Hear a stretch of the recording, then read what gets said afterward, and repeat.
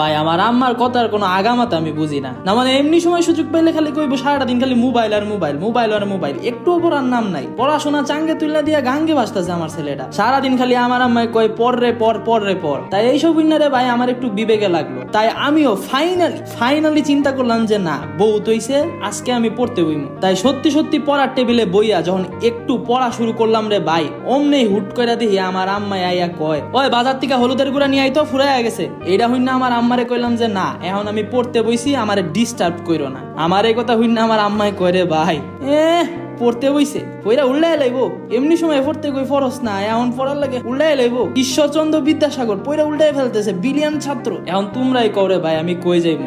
এমনি সময় সারাদিন পড়তে কয়, তখন আমি পড়ি না। আর যখন সত্যি সত্যি নিজে একটু পড়তে যাইবো, তখন করবো এইসব সিন। কিচ্ছু করার নাই রে ভাই। তোমাদের সাথেও যদি এরকম হয়ে থাকে তাইলে রে ভাই আমার কমেন্টে জানাও, আর এরকম ভিডিওর জন্য ফলো মারো।